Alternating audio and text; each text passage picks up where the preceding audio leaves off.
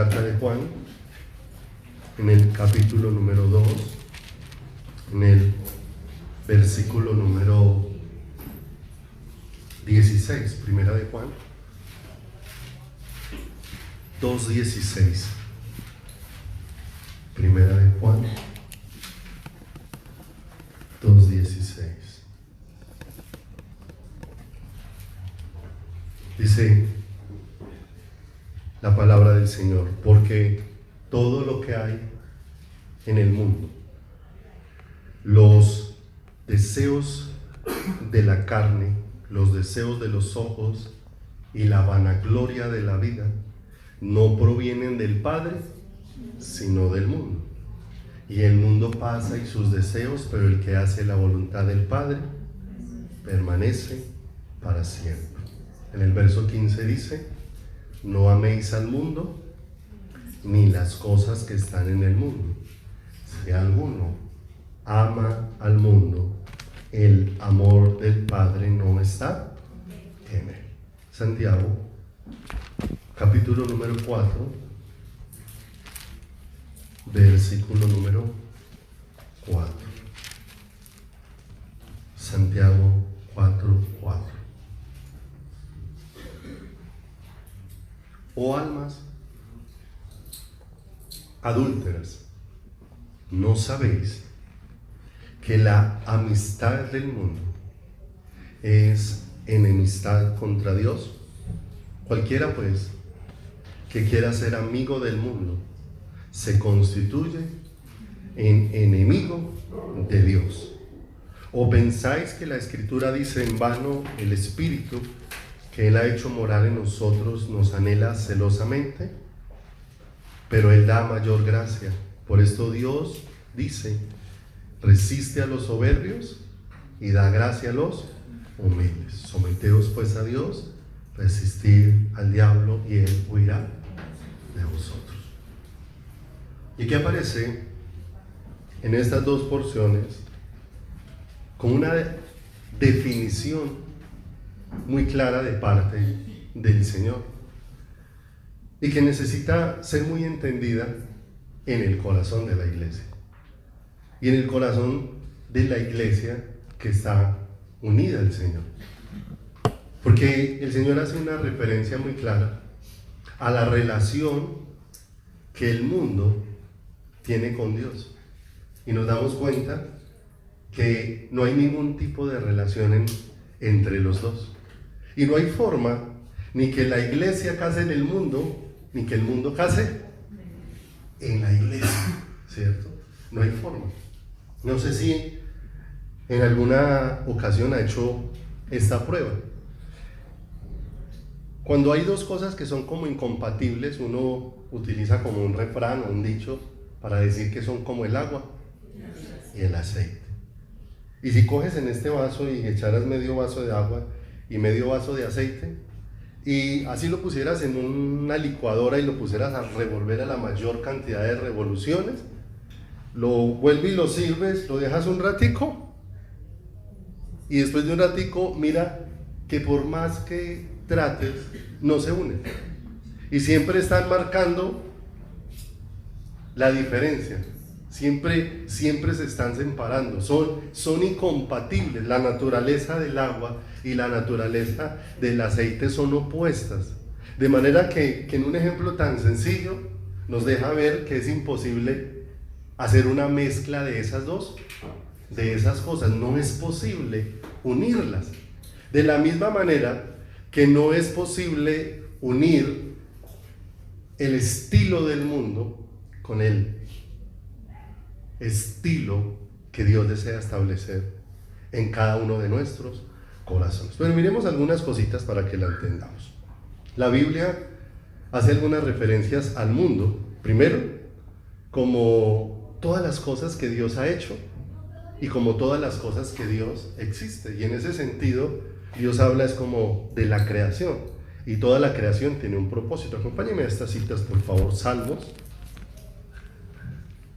para que miremos cuál es el tipo de mundo y cuál es la relación de la que vamos a hablar esta mañana. Salmos, en el capítulo número 24, En el versículo número 1, allí hay una expresión acerca del mundo y se refiere a todas las cosas que Dios ha creado. Si nosotros miramos, cuando Dios termina los 6 días de la creación, ya ha hecho al hombre, hizo todo lo creado. La expresión del Señor cuando miró todo lo que había hecho, dice que era bueno en gran manera. O sea, ¿cómo Dios lo hizo? Perfecto, bueno, agradable. Dice Salmo 24:1, del Señor es la tierra y su plenitud. Y mire, aquí se refiere al mundo como lo creado. El mundo y los que en él ¿qué? Y los que en él habitan, ¿cierto? Todo lo que ha sido creado, ¿sí? En la Biblia muchas veces se utiliza la referencia mundo para hablar de ese mundo físico con el que nosotros tenemos una relación. Así que cuando nosotros vamos a referirnos a la palabra mundo, en el caso de los versículos que leímos en Juan y en Santiago, no se está refiriendo al mundo físico, con el que necesariamente nosotros tenemos que tener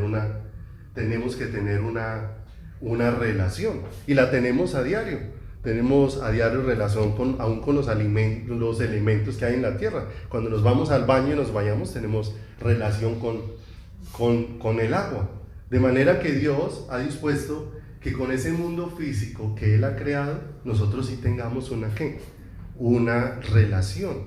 Y dice, miremos el Salmo 89:11, ahí adelantico, quiero dejar solo algunos versículos. Salmo 89, en el verso número 11 dice, tuyos son los cielos, tuya también la tierra, el mundo y su plenitud, ¿tú los qué? Tú los fundaste. Sé que Dios creó todo y lo hizo todo perfecto, lo hizo todo bueno y lo hizo todo agradable en la creación. Y al hombre, aún antes de que el hombre hubiera fallado, Dios puso al hombre sobre la tierra y lo puso en un sitio específico que era el Edén. Y cuando Dios puso al hombre en el Edén, le dio una instrucción. Antes de que el hombre pecara, ya el hombre le había dado una instrucción Dios le había dado una instrucción al hombre frente al Edén, para que lo labrase y lo guardase. De manera que el hombre, con el mundo creado, sí tenía una responsabilidad, y era de cuidar lo que Dios le había entregado y lo que Dios le había dado. Pero dice, si miramos otra cita, Dios nos lleva a algo más profundo con la creación. Romanos, en el capítulo número 1, Romanos en el capítulo número 1, en el versículo número 20, nos habla de que la creación no es un testigo mudo de lo que Dios ha hecho, sino que antes la creación es la que hace mucho más palpable la existencia de un ser sublime como el Señor, de un ser sublime con el Señor. Hace unos días que estábamos estudiando con nuestros hijos acerca de la creación, ¿cierto? Les preguntábamos, ¿quién tiene una mente como la del Señor? Si la mente nuestra se dedica a estudiar varias cosas, y muchas veces usted aprendió algo, y si usted le van a enseñar algo nuevo, uno ya tiene como una barrera, como que, pero para aprender esto, cuando uno está en un trabajo y le cambian el modelo de trabajo, hoy en día que cada rato mantienen cambiando los sistemas en las empresas. Yo aprendí contabilidad hace años y la aprendí de una manera, y en esos días tuve que retomar unas cosas de contabilidad, y no, qué choque para poder aprender las NIF. O sea, un mundo, parece que me tocaba volver a aprender absolutamente la mayoría de las cosas. Y entonces mirábamos cómo Dios, con una infinita sabiduría, para crear cada una de las cosas que hizo, porque a cada cosa Dios la hizo con una sabiduría impresionante, porque hizo a cada arbolito para que se desarrollara en un tipo de altura sobre la tierra, a un tipo de clima, para que se alimentara con cierto tipo de nutrientes, para que su hoja fuera de cierta forma, de cierto color, para que diera frutos con cierto sabor. Y si uno enumera nada más la cantidad de árboles, de frutos, árboles que dan aromas, ya uno, nada más ahí, ya uno dice, me quedé cortico para pensar en tantas cosas tan sublimes que Dios hizo en la creación. Y mire lo que dice el 1:20 de Romanos: porque las cosas invisibles de Él, su eterno poder y deidad, se hacen claramente visibles desde la creación del mundo, siendo entendidas por medio de las cosas hechas, de modo que no tienen ¿qué? De modo que no tienen excusa. Y si nos damos cuenta, la relación con el mundo físico nos puede traer revelación de Dios. Dios, a través de ese mundo físico, se puede revelar de muchas formas para darnos a conocer su corazón. Es más, muchas veces Dios nos ha permitido ver en cosas naturales enseñanzas espirituales y poderlas entender en nuestro corazón. Aún el Señor cogió cosas naturales, como la parábola del sembrador, cogió algo natural para enseñar principios espirituales y hacerlos entendibles, como el Señor coge lo creado y lo relaciona de una manera tan profunda con Él para que lo podamos conocer. Así que cuando Santiago y Juan están hablando del mundo, nos están refiriendo a este mundo natural, porque en este mundo natural aún Dios desea revelarse y darse a conocer a cada uno de nuestros corazones y de nuestras vidas. Hay otras porciones de la Biblia donde la palabra mundo se refiere a las personas, a los habitantes, a los seres humanos que hay sobre la tierra. Miremos por ejemplo este salmo, Salmo capítulo número 33.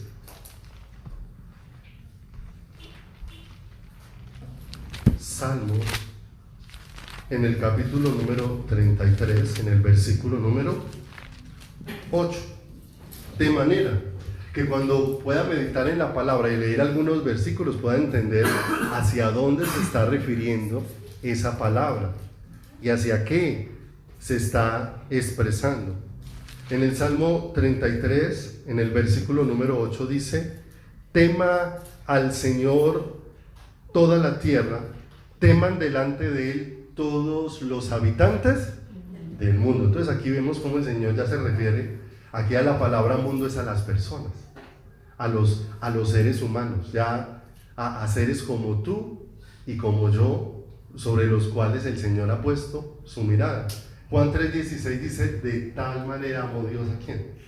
Y ahí el mundo se refiere a quién, a nosotros, los seres humanos. Amó a los seres humanos, que ha dado a su Hijo unigénito, para que todo aquel que en Él cree no se pierda, mas tenga ¿qué?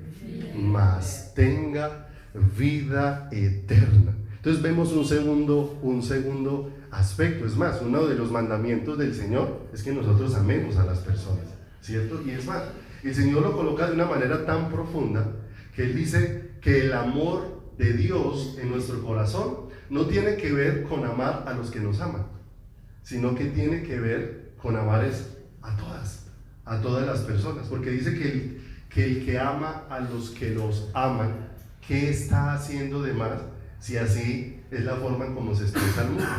Entonces empezamos a encontrar cómo Dios ha manifestado su amor al mundo, refiriéndose a los seres humanos. Y el amor de Dios, ¿para cuántos seres ha estado dispuestos? Porque esa expresión del mundo significa que para todos los habitantes de la tierra, el amor de Dios ha estado disponible. El amor de Dios ha sido ofrecido. El amor de Dios ha sido dado y ha sido entregado. Lo que pasa es que no todos los seres humanos aprecian el amor del Señor. O muchas veces no se aprecia el amor del Señor porque a veces tenemos el concepto de amor muy errado dentro del corazón. A veces el concepto del ser humano es que si me ama, me da. Si no me da es porque no me ama, ¿cierto? Y en la medida que nosotros vemos la relación en nuestras familias, aún con nuestros hijos, hay cosas que uno sabe que no le da a sus hijos por amor. Los ama tanto que no quiere ocasionarse el dolor, ¿cierto? Juan Camilo cada rato dice: papi, cuando yo crezca un poquito más, ¿me va a regalar una moto? Y digo, ay papi, te amo tanto que lo voy a pensar mucho. Lo voy a pensar mucho, ¿sí o no? Porque uno siempre está pensando en no darles lo que pueda ocasionarles ¿qué? Daño dentro de su caminar. Pero a veces el pensamiento errado hace que si Dios no me dio algo, entonces ¿por qué no qué? Y a veces la gente, cuando recibe buenas noticias, las expresiones hay, Dios me ama tanto. No, es que Dios me ama a mí. ¿Y qué pasa cuando Dios le dice que no? ¿Cierto? Pero las expresiones de la mayoría de la gente uno no los escucha así, ¿cierto? Porque uno empieza a decir, como muchas veces hacen los hijos en la casa de uno. Uno le da una instrucción a un hijo, pero el hijo no mira lo que él tiene que hacer, sino que él mira por el otro. Porque a él sí y a mí no. ¿Cierto? Y así empezamos a ver con el Señor, o sea, el Señor, y es que porque a ella sí le dio y a mí no. Ella sí oró y le respondió, y a mí no oró, yo oré y a mí no me respondió. Sí, es que a él lo ama más y a mí me ama menos. Y entramos es como un mundo como infantil, como el mundo de los niños, ¿cierto? Que queremos muchas veces manipular y nosotros creemos que si le hacemos, ¿cómo es que hacen los niños? Berrinche. Creemos que si le hacemos berrinche al Señor, entonces el Señor se va a conmover en su corazón y nos va a responder. Y no es así en las manos del Señor, es muy diferente. Entonces, de tal manera amó Dios ¿a quién? Al mundo, a los seres humanos. Hay un mundo que es el mundo creado con el que Dios nos mandó a relacionarnos, y que a través de ese mundo Dios quiere revelarse a nuestro corazón. Y también hay los seres humanos donde también Dios quiere revelarnos de su amor y de su corazón, y nos ha enviado a tener una relación con las personas, que amemos a las personas, que haya muchas personas que no les guste dejarse amar, pues es diferente, amén. Y entonces ninguna de esas dos es a las que se refiere ni Juan, ni tampoco Santiago. ¿A quién se refiere entonces Juan y Santiago? Porque hoy hablamos mucho de expresiones como que hay personas que son mundanas. Y entonces vamos a mirar que dentro del mundo espiritual, ¿sí? El Señor se refiere a la palabra mundo, a todo aquello que gobierna al hombre espiritualmente, que no proviene de quién, que no proviene de Dios, que no nació de Dios. Es más, está en oposición a Dios, trata de parecerse a las cosas de Dios, pero no provienen de quién, provienen del Señor. Alguna vez alguien compartía que el veneno para ratones es 99% comida y un 1% veneno, ¿cierto? Y yo a veces miro la perrita que nosotros tenemos, lo fácil que es de engañar. A la perrita hay cosas que le gustan mucho. Entonces, por ejemplo, a la perrita le gusta mucho el queso.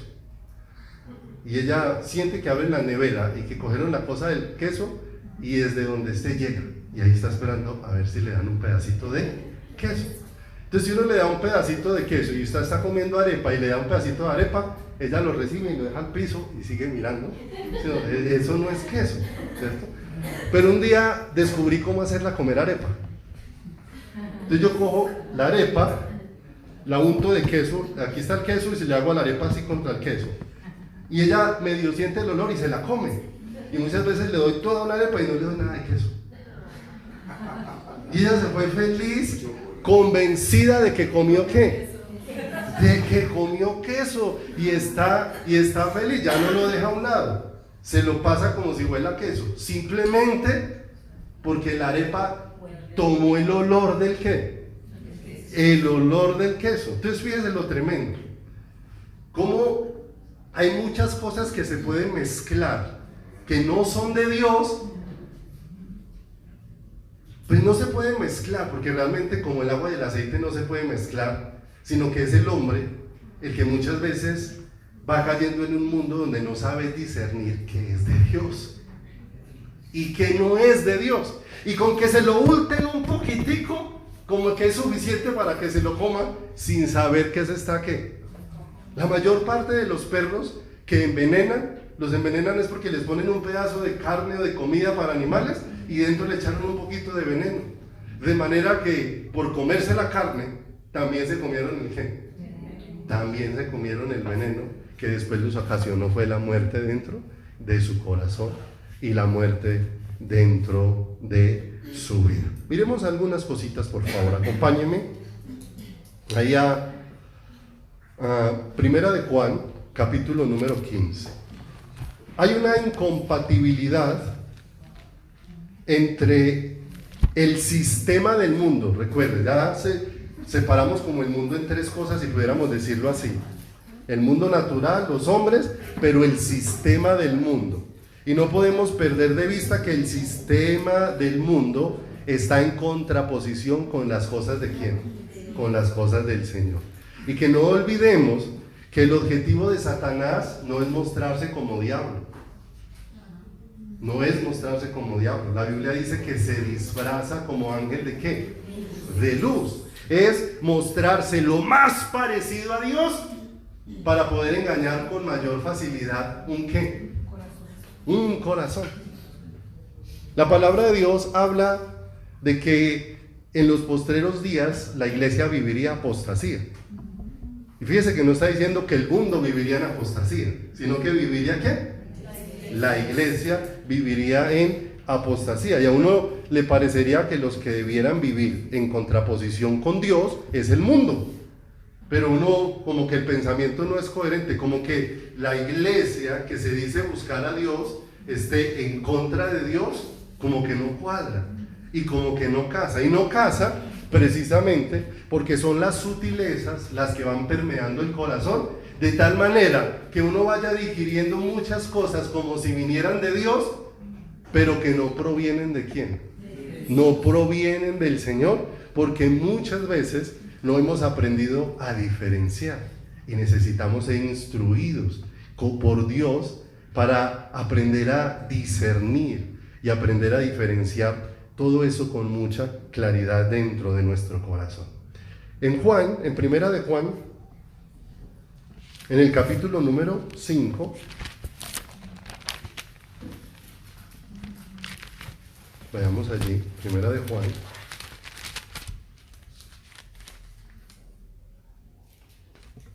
versículo número 19, la Biblia nos deja ver bajo el dominio de quién está ese sistema del mundo, bajo qué influencia, bajo qué cosas se mueve ese sistema del mundo desde el que el Señor nos quiere tener apartados y separados para Él. Dice verso 19, sabemos que somos y el mundo entero está bajo ¿quién? El mundo entero está bajo maligno. El sistema está bajo el maligno. Pero sabemos que el Hijo de Dios ha venido y nos ha dado ¿qué? Entendimiento para conocer al que es. ¡Ay, qué hermoso! Para conocer al que es verdadero, y estamos en el verdadero, en su Hijo Jesucristo. Este es el verdadero Dios y la vida ¿qué? Y la vida eterna. ¡Qué hermoso! El mundo entero está bajo la influencia del maligno. Pero ahora que Dios ha venido a nuestro corazón, ha venido para sacarnos de esa influencia que teníamos ¿dónde?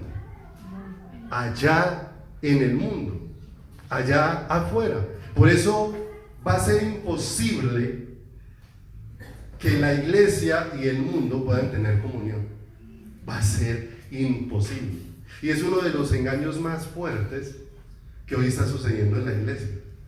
Que la iglesia está muy feliz porque el mundo la está reconociendo, porque el mundo la está viendo, porque el mundo la ve como importante.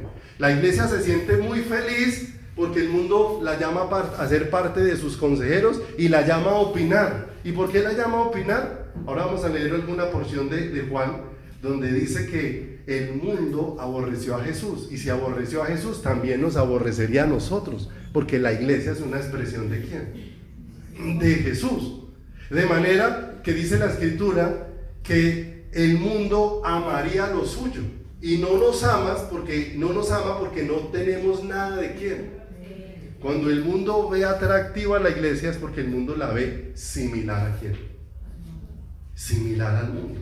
O sea, que ya no es que haya, que no es que el aceite y el agua se hayan mezclado, no, es que más bien la iglesia empezó a permearse de lo que no es que verdadero, de lo que no procede del Señor, y empezó a aceptar dentro de su corazón vivir de una manera diferente a como Dios desea que nosotros vivamos. El mundo tiene unos principios y una naturaleza muy diferente a los principios y a la naturaleza de la iglesia. ¿Por qué estos dos no se pueden mezclar, el agua y el aceite? Porque tienen naturalezas diferentes. ¿Por qué la iglesia y el mundo, la iglesia verdadera, no se puede mezclar con el mundo? Porque hay una naturaleza que diferente. En el mundo hay muerte, en Jesús hay vida. No es posible esa mezcla. No hay medio vivos o medio muertos. O hay vivos o hay muertos. Dios lo define con mucha claridad. Y sabemos que el mundo entero está bajo ¿quién? Bajo el maligno. Efesios, vaya conmigo a Efesios, capítulo número 2.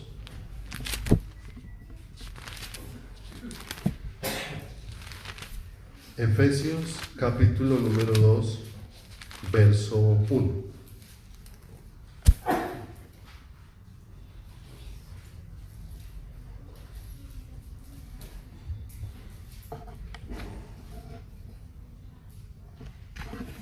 Mira lo que dice.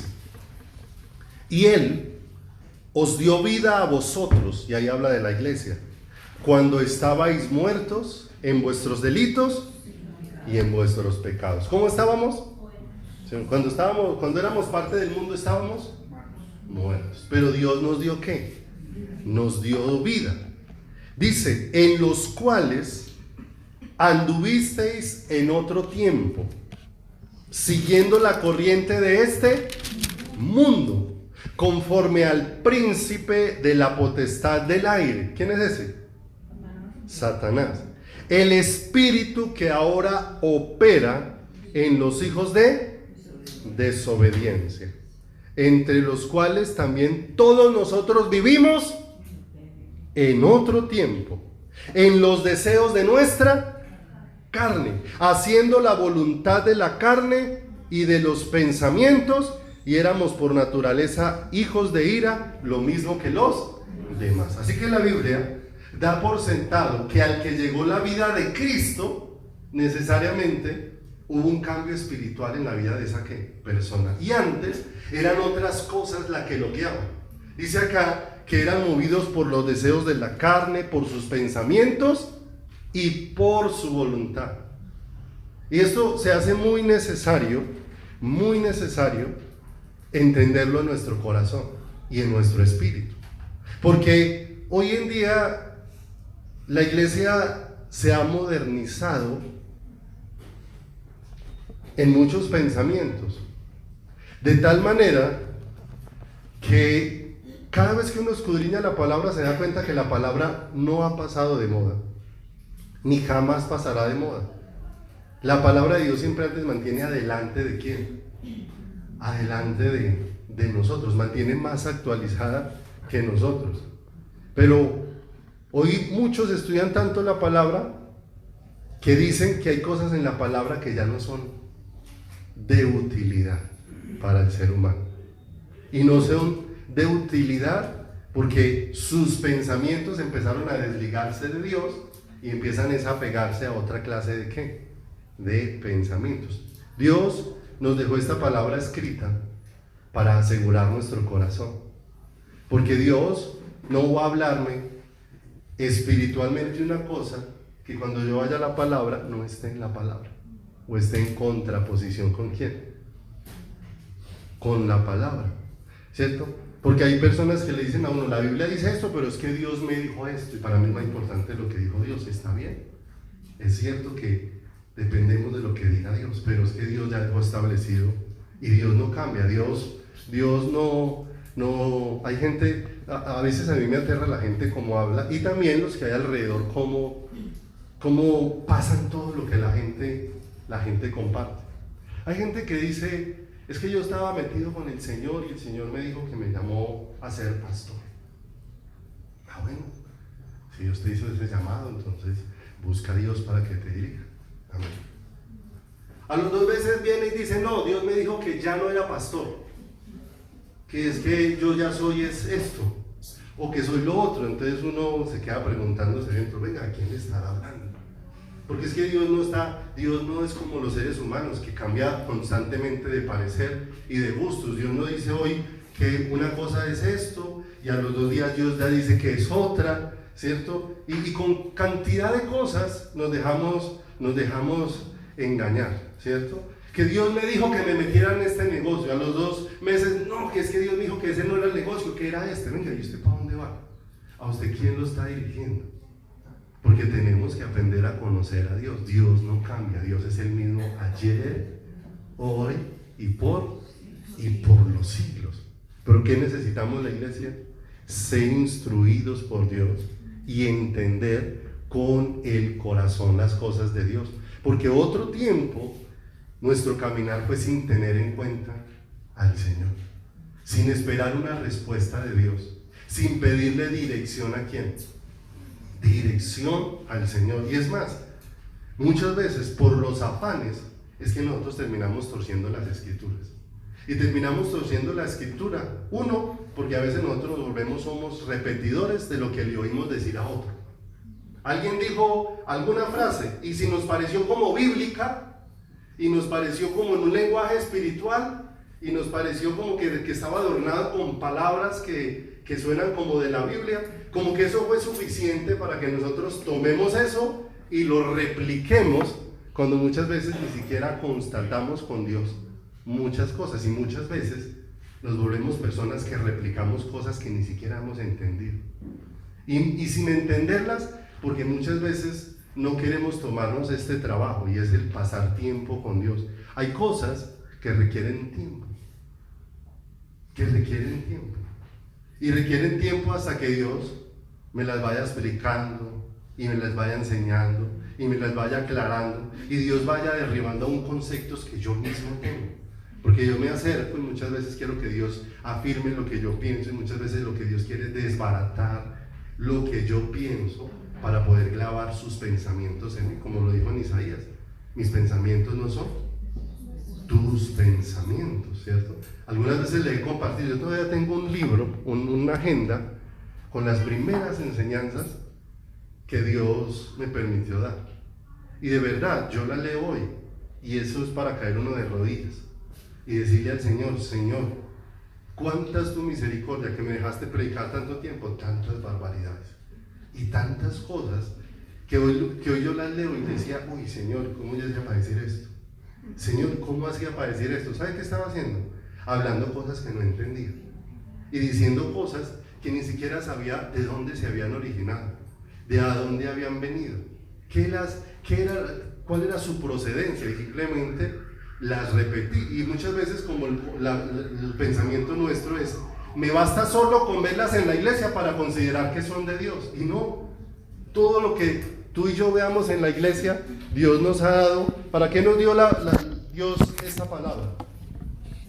Ustedes han visto que en la casa tenemos una cosa que llaman coladores, que cuando uno hace muchas veces jugo, el jugo con esos afrechos es como muy maluco. Entonces lo que hace uno es colarlo para que quede el liquidito. Dios a todos nos ha dado la oportunidad de tener un colador. Y un colador para que todo lo que usted escuche, así sea dentro de la iglesia, usted vaya y lo escudriñe. Y vaya y le pregunte al Señor. Y le diga, Señor, enséñame. Porque ¿sabe quién es el que le puede realmente aclarar cada cosa a cada corazón? El Señor. Es el que le puede aclarar cada cosa a cada uno de nosotros. Pero es ir al Señor, y si vamos a ir al Señor necesitamos tener tiempo disponible. Y tiempo disponible porque muchas veces nosotros queremos manejarle el tiempo a Dios, y así no funciona. No es Dios sujetándose a nosotros, somos nosotros sujetándonos a quién, sujetándonos al Señor. Yo quiero entrar ahorita, voy a decir, no, yo voy a orar a la 1, voy a orar de 1 a 1:30. Y si el Señor me va a hablar, que me hable de 1 hora y media. No, así no funciona, porque mi corazón tiene que estar disponible para quién. Señor, más bien ayúdame a estar atento en el momento que me hables, para que te pueda escuchar, para que te puedan atender, porque Dios siempre nos está hablando. El asunto es que nosotros no siempre estamos escuchando al Señor. Él siempre se está mostrando. No somos nosotros los que no siempre lo estamos viendo. Por muchos momentos, Job, en medio de la situación que estaba viviendo, perdió a Dios de vista. No lo veía. Y es más, él se preguntaba: ojalá alguien me trajera a Dios para que se sentara aquí conmigo y hablara conmigo. O sea, Job perdió a Dios de vista. Pero nosotros miramos que en todo el escenario jamás Dios perdió a Job de vista, ¿cierto? O sea, el problema no estaba en Dios, el problema estaba en ese corazón que no era consciente del Señor. Pero lo que le hacía ciego era la misma condición que tenía dentro del corazón. Porque hasta donde alcanzamos a ver en la vida de Job, ¿qué era lo que hacía Job? Justificarse. Es más, él decía: si he pecado, que vengan y me lo digan. Que vengan y me muestren dónde vaya. Yo he hecho pacto con mis ojos para no pecar. Y uno va y mira eso y dice: es imposible. Es imposible uno hacer un pacto con uno mismo si uno no es capaz de... Es más, entre más rápido usted se compromete, más rápido la embarra.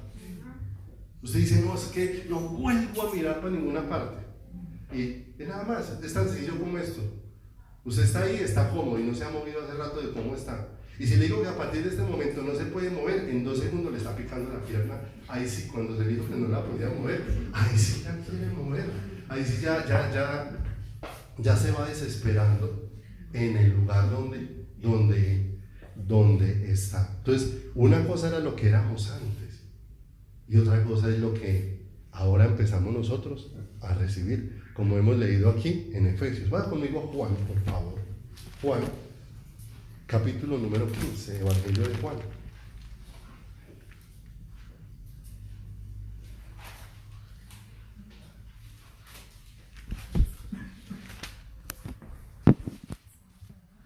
Juan, capítulo número 15, versículo número 18.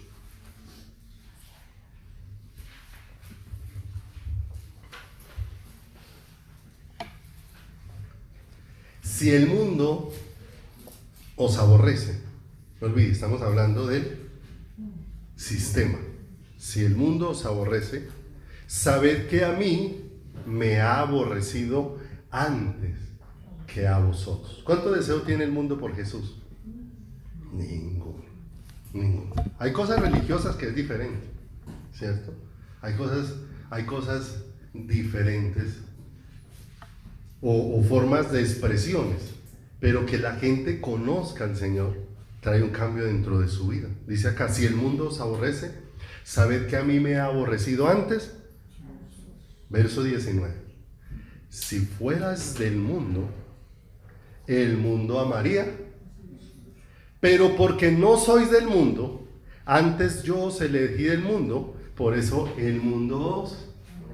Hay compatibilidad con el mundo, con el sistema del mundo, con las cosas que el mundo brinda. No hay compatibilidad. El mundo vive en oposición al Señor. Vaya conmigo, por favor, a Isaías, capítulo número 13. Versículo número 11. 13, 11. ¿Cómo vive el mundo?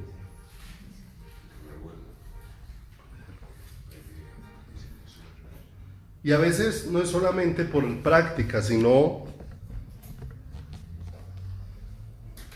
en qué lugar está ocupando Dios en el corazón de una persona. Dice este verso 11 de Isaías 13: y castigaré ¿a quién? Al mundo por su ¿qué? Y a los impíos por su, y haré que cese la arrogancia de los soberbios y abatiré la altivez de los fuertes. Entonces uno empieza a mirar una condición en la que se encuentra el mundo. Y la palabra maldad, ¿cierto? Muchas veces nosotros la referimos solamente a la multitud de cosas feas que se hacen allá afuera. Pero el asunto es que cuando el Señor habla de la maldad, se refiere a una cosa muy puntual y a una cosa muy específica. Y dice en Jeremías, porque dos males ha hecho mi pueblo. Uno, me dejaron a mí fuente de vida eterna, ¿cierto? Me dejaron a mí fuente de vida eterna y cavaron para sí cisternas rotas que no retienen. ¿Qué hicieron? Hicieron de la fuente de su corazón toda clase de cosas, pero no el Señor. Y fíjese cómo la iglesia puede terminar dependiendo de muchas cosas y no del Señor, siendo la iglesia. ¿Me explico? Y siempre hemos compartido y les hablamos mucho a las personitas que trabajan en alabanza de esto. Porque muchas veces a los jóvenes de la alabanza son tremendos adoradores cuando se les da un instrumento. Pero se les quita el instrumento y ya no les fluye cantar, ya no les fluye levantar las manos, ya no les fluye ponerse de rodillas, ¿cierto? Entonces la pregunta ¿es un adorador o es alguien que está embelesado con un instrumento y está dentro de la iglesia, ¿cierto? Y eso lo ve uno mucho en los ministerios de alabanza, muy apasionados por el instrumento, y no está mal que sean personas que toquen bien su instrumento, que perfeccionen su habilidad, que cada día crezcan en el conocimiento de lo que hacen, pero la medida que debe tener eso con la medida del corazón rendido ante Dios tiene que marcar una gran diferencia, una gran diferencia dentro del corazón. Como ciertamente un predicador puede ser un apasionado por predicar, pero siendo un apasionado por predicar puede ser un no apasionado por Dios. Le apasiona hablar de las cosas de Dios, pero no es un apasionado ¿por quién? Por el Señor. No necesariamente hay esa coherencia entre las dos cosas. Entonces todo eso nos va ubicando. Mire que hay gente que expresa lo siguiente, y tómelo por el lado correcto, porque a veces nosotros somos extremistas, ¿cierto? Hay gente que dice, ahí en la alabanza yo siento una paz, ¿cierto? O sea que no siente paz sino cuando hay alabanza. O sea que la paz suya, ¿de dónde proviene? De la música, de que le cantaron la canción que le gusta. Yo he colocado un ejemplo y de pronto muchos lo conocen, pero si alguno no lo ha escuchado. Hay gente que en la iglesia llora, pero no porque esté quebrantado por Dios.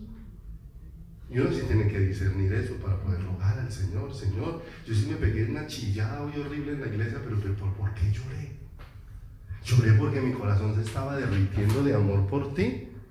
¿O cuál era el lloro de mi corazón? Hay una canción que se llama Atráeme a ti. Y en una ocasión la cantábamos en la iglesia y doña Miriam lloró y lloró y lloró y lloró y lloró, ¿sí? Pero ella en ese entonces no lloraba porque sintiera que su corazón estaba derretido delante del Señor, sino porque en ese entonces don Eduardo tenía la idea de irse a vivir a Ibagué y ella no quería. Y resulta que la canción de Atráeme a ti tiene un pedazo donde dice, no me dejes ir. Entonces cuando sonaba ese pedazo, ella lloraba con ese pedazo, ¿cierto? Pero ella no estaba pensando en no me dejes ir de tu presencia y no me dejes ir para Ibagué, ¿cierto? Y entonces mire, pero cuántas veces nos puede pasar a todos nosotros lo mismo, que sentimos una identificación con una canción, pero es por un asunto particular que estemos viviendo, pero no por un asunto que estemos viviendo con el Señor, muchas veces. Entonces fíjese cómo la fuente de mi corazón es bebiendo de algo diferente. ¿A quién? Al Señor. Y el mal que ha cometido el mundo es que ha convertido muchas las fuentes que sacian su corazón. Pero para la iglesia hay una única fuente que sacia el corazón de la iglesia. Cada vez que la iglesia se desprende de esa fuente, empieza a caminar en un espíritu diferente al del Señor.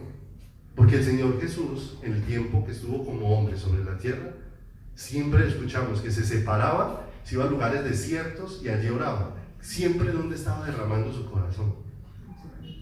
No había ninguna otra fuente. Mire que yo siempre comparto algo que a mí me sorprende. Que el Señor Jesús no tenía nada sobre la tierra, pero no le hizo falta nada, siendo el dueño de todo. Y eso suena como si fuera una mezcolanza ahí de palabras. Pero es que Él mismo le dice a muchos que lo querían seguir: las aves de los cielos tienen nidos, las zorras tienen guaridas, y el Hijo del Hombre no tiene dónde recostar ¿qué? Su cabeza, ¿cierto? O sea, no tenía casas escrituradas a nombre de Él, no tenía posesiones. Pero si uno mira, siempre tuvo una plenitud, porque la plenitud no era qué tenía, la plenitud era la presencia del Padre. Ese era su anhelo, ese era su deseo, y ese es lo que Dios desea para su iglesia y para su pueblo. Pero ¿qué busca el mundo? Vuelvo a leer ahí Juan conmigo, por favor, primera de Juan.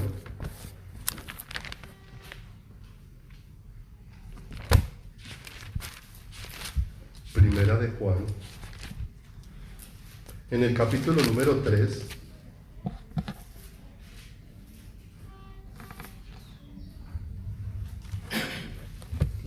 Primera de Juan 2:16. Mire sobre qué se mueve el mundo.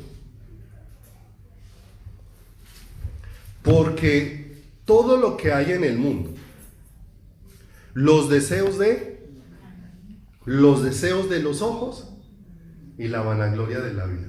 Y si usted mira, todos los pecados se mueven sobre estos tres.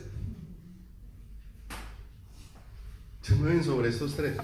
Sea arrogancia, sea mentira, sea adulterio, todo se mueve sobre esos, digámoslo así, tres bases. Sobre los deseos de los ojos, sobre los deseos de la carne y sobre la vanagloria de ¿qué? Y la vanagloria de la vida. Y deja ver la palabra de Dios que eso no proviene de ¿quién? No proviene de Dios. ¿Se ha visto la frase perversa que se da muchas veces en los cumpleaños? Y más del mundo que de Dios. Muchas de felicitaciones en los cumpleaños. Que Dios te bendiga y te conceda todos los deseos de tu corazón. Eso muchas veces lo recibe uno en una cosa de cumpleaños. Y uno dice, no. Más bien, que Dios te bendiga y que plante todos los deseos de su corazón en ti. Es muy diferente. Porque cuántas cosas puede estar anhelando mi corazón. Y puede estar anhelando mi vida, que pueden ser un estorbo en mi relación con Dios. Y en la búsqueda de ¿quién? En la búsqueda del Señor. Y como a veces creemos que dice la palabra, deleítate a sí mismo en el Señor. Y Él te concederá las peticiones de tu corazón. Y no olvide, eso no es una carta abierta para que usted obtenga lo que quiera. Empieza con un principio: deleítate a sí mismo en el Señor. ¿Quién era el deleite de Jesús? El Padre. Ese era el deleite del Hijo. Nos dice por allá en el libro de Job, ellos vivían en un solaz, en un deleite mutuo, el Padre con el Hijo con el Padre. El Hijo se deleitaba en el Padre, de manera que ¿qué pediría el Hijo al Padre? Si en el huerto del Edén, en el huerto del Getsemaní, vemos una oración tan especial de Jesús, que el que se deleita en el Señor se humilla delante del Señor para decirle: Señor, que no sea mi voluntad, sino la tuya. Que no sea lo que yo quiero, sino lo que tú quieres. Entonces, cuando uno ve ese versículo y su corazón se está encontrando con Dios, ¿sabe qué le pediríamos al Señor? Señor, yo la verdad no sé ni qué pedir. Señor, como tus pensamientos son buenos y perfectos, decide tú lo que quieres para mí. Mire la diferencia entre un corazón que se deleita y un corazón que viene con deseos de los ojos, con deseos de la carne y con vanagloria de qué. ¿Dónde terminó Sansón? ¿Sansón qué quería? ¿Hacer la voluntad del Padre? ¿O Sansón quería a Dalila? ¿Cierto? Era el deseo de quién, de su corazón. Y hoy ¿cómo vemos al mundo? ¿Cómo son los jóvenes de hoy en día? Los jóvenes de hoy en día son como obstinados con algo que quieren, ¿sí o no? Con lo que desean. La mayoría de los jóvenes del mundo, y muchas veces hacen hasta endeudar a sus padres para obtener lo que ellos ¿qué? Para obtener lo que ellos desean. Le pregunto, ¿bajo qué principio están viviendo? Es bajo satisfacer su propia carne y bajo satisfacer los propios deseos de su corazón y de su vida. Y no es el principio establecido por Dios. ¿En qué se mueve el mundo? Los deseos de los ojos, los deseos de la carne. ¿Y qué promueve el mundo? El mundo promueve todo esto, aún en lo que usted ve en los comerciales, aún en lo que anuncian, ¿sí? Mire, nada más uno muchas veces examina qué es lo que guía mi vida, qué es lo que guía mi corazón, qué es lo que determina el estilo de vida que yo tengo, Dios o las modas del mundo. Porque ¿qué hace el mundo? El mundo nos hace sentir como si estuviéramos desactualizados si no caminamos en pos de ellos. Ahora poquito les compartía en una reunión que hicimos de los servidores el jueves pasado. Les decía, mire, tenemos que tener mucho cuidado. Estaba leyendo unos artículos de una iglesia en Bogotá. El pastor se empezó a vestir con pantalones rotos y pegados se puso aretes y se mandó a hacer un tatuaje aquí. Que porque los jóvenes, para que vengan a la iglesia, necesitan tener con quién identificarse. Entonces él se vistió como el mundo para gustarle a los jóvenes. Porque si los jóvenes no lo ven vestido como el mundo, entonces sienten que las cosas de Dios no son atractivas. Y eso es atraer a la gente con engaño. Porque definitivamente, alguna vez les compartí, nosotros teníamos la sede del Caribe y la reunión de jóvenes está volviendo más grande que la reunión de la iglesia. Cantidad de jovencitas, claro, nunca habíamos visto tantos jóvenes en la iglesia. Muchos podían venir, yo creo que alcanzamos a reunir por ahí 120 jóvenes en una reunión de jóvenes.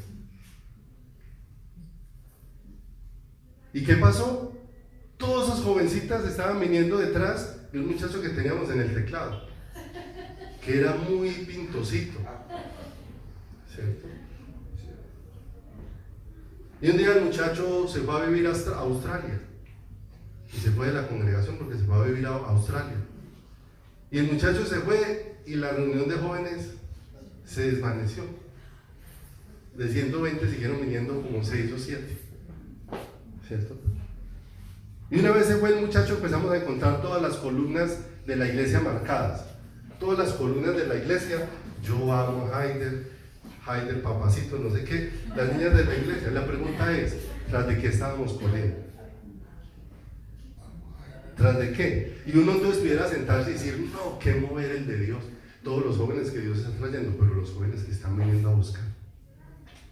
¿Qué es lo que están viniendo a buscar? ¿Qué es lo que está moviendo sus corazones? Porque el Señor nos mandó fue apartarnos del espíritu del mundo.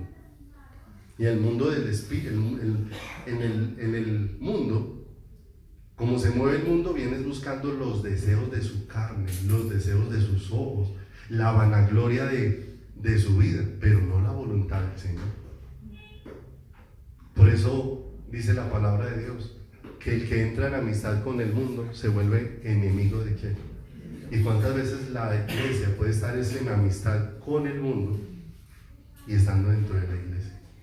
Y a veces nosotros pensamos que es que el que está en amistad con el mundo es el que está borracho, el que está en una cantina, el que va en un prostíbulo. Pero ¿cuántas veces? ¿Cuál es la actitud de nuestro corazón? Es tan sencillo como esto. Mira una cosa tan sencilla que puede examinar nuestros corazones. La iglesia es movida a dar y a honrar a Dios con su dar, ¿sí? Pero si me ofrecen algo a cambio. Usted mira que en los lugares donde se le ofrece algo a cambio a la iglesia y donde se le hace hincapié de que lo que usted siembre el Señor se lo va a devolver 100 veces, eso hay gente dadivosa. Pero la pregunta es, ¿eso es una honra al Señor o una honra hacia ellos mismos? Porque ellos dan, no pensando en agradecerle al Señor, sino en cuánto es el beneficio que van a obtener. ¿Sí o no? Usted mira, usted sabe cómo es el pensamiento del mundo. ¿Cómo voy yo ahí? ¿Sí o no? Venga, ponga para esto y yo en qué me beneficio, ¿cierto? Y mire cómo eso prueba el corazón nuestro. Que muchas veces, si no estoy motivado, ¿con qué me van a recompensar? Entonces mi motivación no es honrar a Dios absolutamente con nada. La pregunta es, ¿con qué pensamiento estamos buscando al Señor? Si el que se empezó a encontrar con Dios, mire que David tiene una oportunidad de venir a ofrecer al Señor un sacrificio. Y sube a un lugar y va a ofrecer al Señor un sacrificio, y el dueño del lugar sale y le dice, yo le regalo el lugar y le regalo las cosas que va a ofrecer. Y David lo miró y le dijo, no, es que yo no puedo ofrecerle al Señor sacrificios que no me cuesten nada. Y dice que le pagó a ese hombre que se llamaba Araúna por el lugar donde iba a ofrecer el sacrificio al Señor. Porque él estaba pensando, es que cuando uno depende de Dios y se está encontrando con Dios, no olvide esto, uno da y muchas veces antes cree que lo que está dando es poquito en comparación con todo lo que ha recibido de parte del Señor. Un encuentro verdadero con Dios hace nuestro corazón generoso hacia el Señor, generoso hacia Dios. Entonces ya no me tienen que poner 10,000 motivaciones, ya no me tienen nosotros pasamos por mucha escuela en el Señor antes de que el Señor nos fuera dando luz en la palabra. Y nosotros vivimos años de culto donde cada culto habían 2 predicaciones. La primera predicación se acababa la alabanza y era una predicación como de media hora sobre el dar. Y ahí recogían las ofrendas. Y después, ahí sí venía el tema del domingo. Y por muchos años, así funcionó. Hasta que el Señor un día nos ordenó. Y no, cuando un corazón es movido por Dios a encontrarse con Él, no hay que decirle mucho, ese corazón está dispuesto a entregarse absolutamente con todo. No está esperando qué oferta se hace, sino que está mirando con qué agradecimiento viene hacia el Señor. Porque todo en Él depende de quién, depende de Dios. ¿Qué mueve al mundo? Los deseos de la carne. ¿Qué quiere? Los deseos de los ojos. ¿Cuáles son las cosas que ambiciona? ¿La vanagloria de qué? La vanagloria de la vida. ¿Sí o no? Alguna vez les colocaba el ejemplo, ¿cuántos se sentirían felices? Y ahorita, ¿cierto? Me llamó mucho la atención un asunto, y muchas veces cómo nosotros podemos caer de fácil. Porque mostraron una foto de algún candidato de los que está en la presidencia que estaba haciendo la oración de fe y entregándose al Señor, ¿cierto?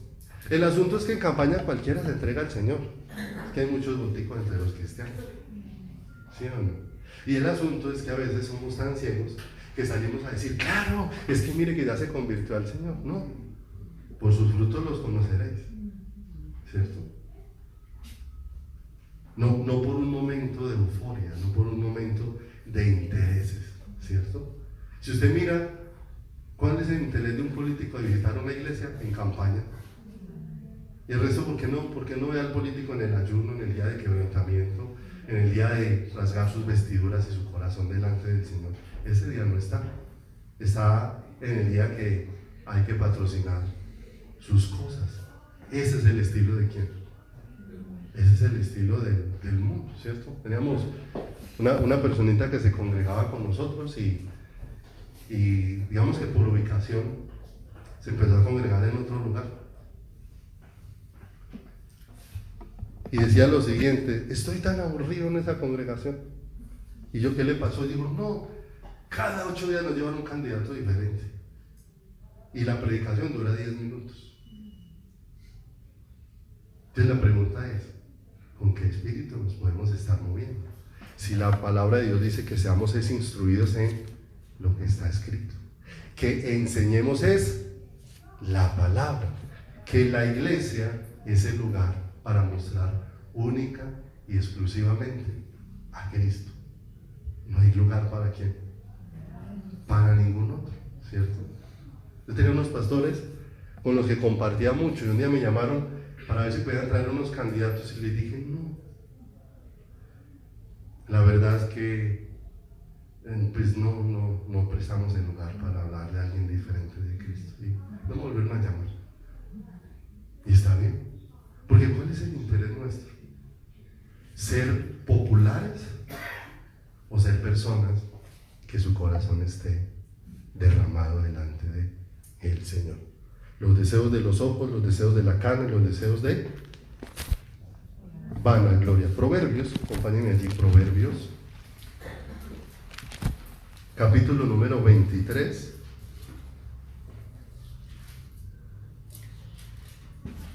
versículo número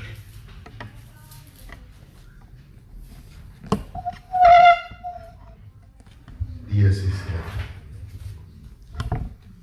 Proverbios 23, 17. No tenga tu corazón envidia de los pecadores. Antes, persevera en el temor del Señor todo el que. Mire qué diferente. Para llegar a ese verso 17, devuélvase un poquito al 23.1 y te vas a dar cuenta de qué está hablando. Mira lo que dice acá. Cuando te sientes a comer, 23.1, con algún señor, y ahí está señor en minúscula, está haciendo referencia a alguien que sea como importante, considera bien lo que está delante, o sea, examine, y pon cuchillo a tu garganta, si tienes apetito, ¿cierto? Y no está hablando de la comida, ahí está haciendo una referencia, es que no se siente con esa persona y empiece a maravillarse de ella para anhelar lo que ella tiene. Dice, no codicies sus manjares delicados, porque es pan engañoso. No te afanes por hacerte, sé prudente y desiste. ¿Has de poner tus ojos en la riqueza siendo ningunas? Porque se harán alas como alas de águila y volarán al cielo. No comas pan con el avaro, ni codicies sus manjares, porque cuál es su pensamiento en su corazón, tal es él. Come y bebe, te dirá, mas su corazón no está con, mas su corazón no está contigo. Mira lo tremendo, no se siente a desear lo que le ve a quién, al otro. Y uno ve muchas cosas que pudiéramos llamar desigualdades de la vida, pero de eso no depende nuestra vida ni nuestro caminar, ¿cierto? Muchas veces cuando uno ve todas esas cosas tenemos un gran consuelo, tenemos el mayor tesoro, que es Cristo en nuestro corazón y que es Cristo en nuestras vidas. Tal vez hay gente que puede estar cubierta de cantidad de cosas, de riquezas y de una cantidad de cosas, pero con todo y eso, como dice Apocalipsis, son pobres, miserables y desnudos. Porque teniendo todo eso, no tienen nada. Porque nosotros tenemos la mayor riqueza, que es ¿quién? Jesucristo. Si tenemos a Cristo, Cristo es suficiente ¿para quién? Para nuestras vidas. Por eso no puede haber una iglesia inconforme. Porque una iglesia inconforme entonces estará buscando con qué llenar ¿qué? Su corazón. Si hay algún inconformismo, que el inconformismo sea porque falte Cristo en tu corazón. Que ese sí sea un inconformismo. Pero por lo demás, no sabemos hacia dónde nos puede llevar cualquier cosa dentro del camino. Busquemos las cosas que nos conducen hacia quién, hacia el Señor. Que los planes de Dios sean los que Él tenga dispuestos para quién, para nuestras vidas. Yo siempre les digo esto, no nos amarguemos por nada. Si usted no tiene una casa, amén. El Dios de los cielos nos puede proveer para pagar arriba hasta que nos vayamos. Si no tiene un carro, no se amargue. Dios le ha dado unas pláticas muy buenas.